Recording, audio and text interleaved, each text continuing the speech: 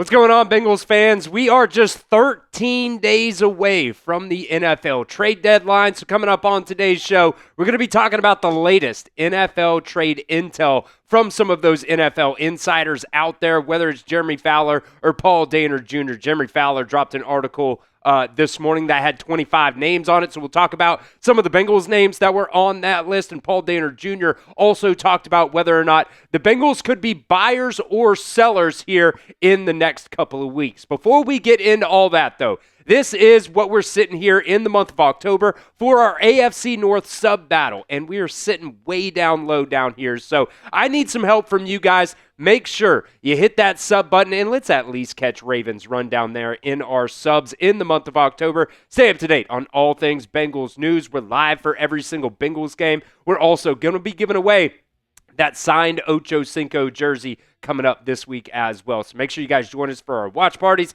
and hit that sub button for me right now.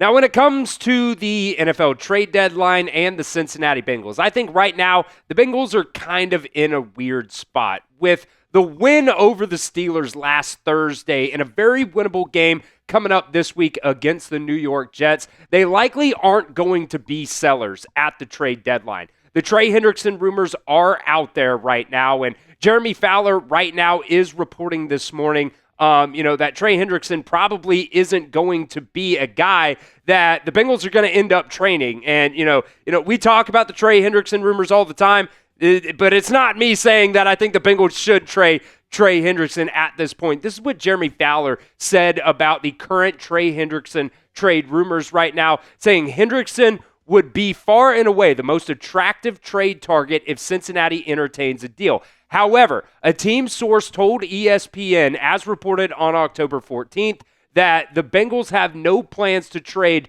the former All-Pro. The interest will be there regardless, and San Francisco 49ers in particular consider Trey Hendrickson an ideal fit. The Bengals' record is 3-4, and the team is in the thick of the AFC North race right now.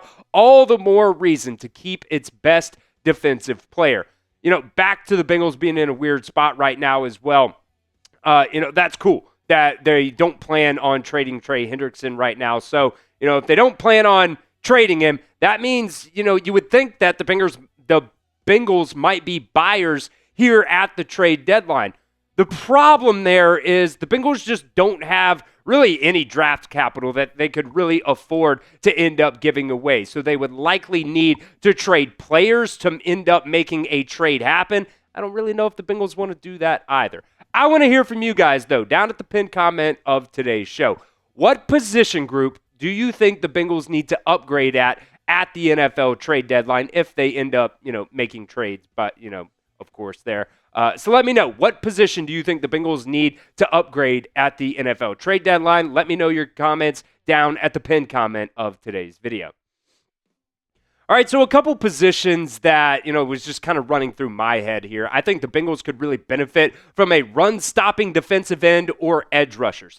I think Cincinnati has actually done a pretty decent job with runs up the middle so far this year. Those defensive tackles, I think, have been playing pretty well for the Bengals, through the first, 7 games here of the season. But when teams, end up bouncing some of those runs outside, that's when they start getting gashed. They did also today add defensive end Cedric Johnson to the practice squad. They called him up. So, maybe that could, add a boost for the Bengals if they end up calling him up on the active roster. I think an offensive lineman could help you as well, whether that's a tackle or a guard. I think the problem there is there just really isn't a lot of buzz right now in terms of offensive linemen at the NFL trade deadline. And let's be completely honest, Orlando Brown has definitely been your worst offensive lineman so far this year. He's getting a little bit up there in age, and next year he's going to be a free agent. So I just don't really know if the Bengals are going to make a trade when you already have a guy on the, last year of his deal here. I would expect them to probably make a move at that spot in the NFL draft. I think linebacker is also an interesting position there. Logan Wilson has seen his snaps decline a lot so far this season. Demetrius Knight and Barrett Carter are both, coming along. I think they're getting a little bit better.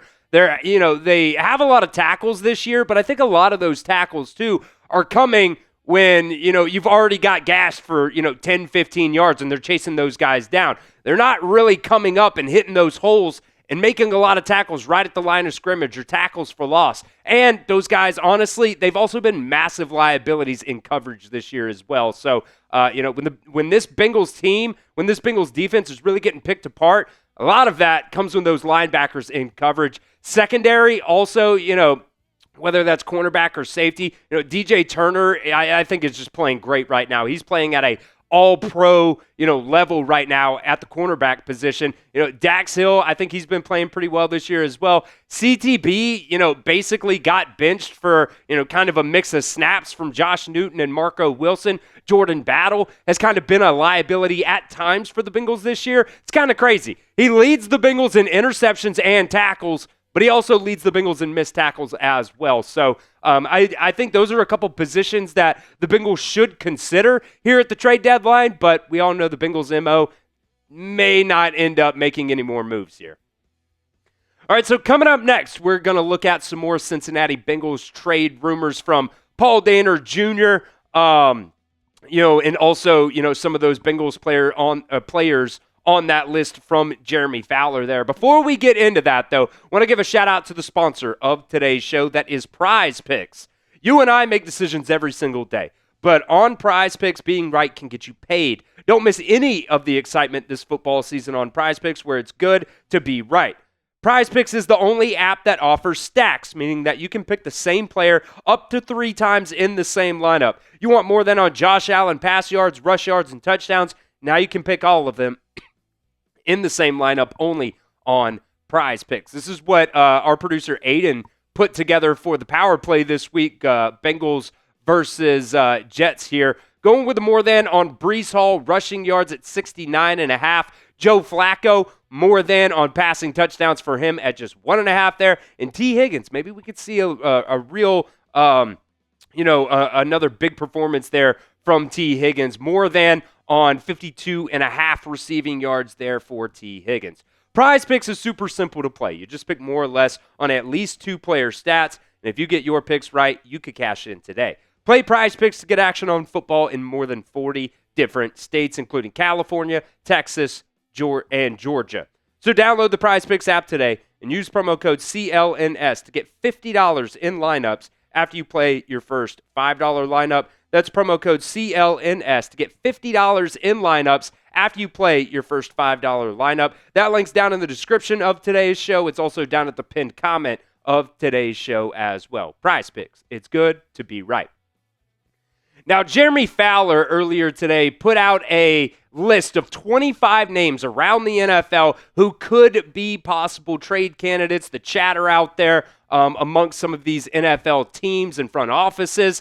3 Bengals players were on that list, and we have already talked extensively about 2 of these guys, Trey Hendrickson and Cam Taylor-Britt. Logan Wilson is another one that we have kind of mentioned a little bit so far, but because we haven't really, dove into a possible Logan Wilson trade, wanted to mention him on today's video as well. Jeremy Fowler reporting this on Logan Wilson, saying the Bengals are going younger at linebacker, relegating Logan Wilson to a reserve role in favor of rookie Barrett Carter. Despite Wilson's status as a team captain, teams I've talked to believe that the Bengals are open to dealing Wilson, whose base salary is $5.4 million this season. Next season, Logan Wilson has a base salary of $6 million.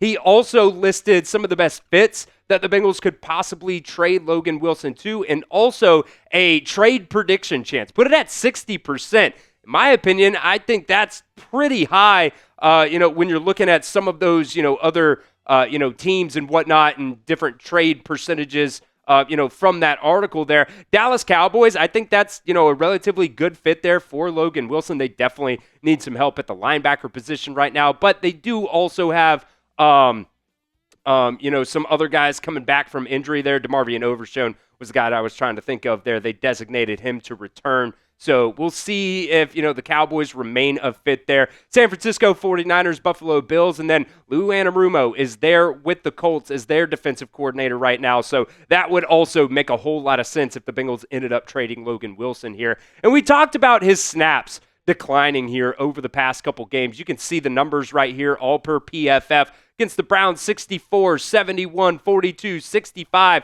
Against the Lions, he played 62. But after that Lions game was really when we saw the snaps decline. I don't believe he played at all on defense in the second half of that Packers game. Against the Steelers, he still, saw that number go back up a little bit, but it definitely wasn't up there in the 40s to 60 range like we had seen Logan Wilson so far this year. Zach Taylor did say that Logan Wilson still has a role on this team. He even had a really nice PBU. I think it was on third down against the Steelers this past week.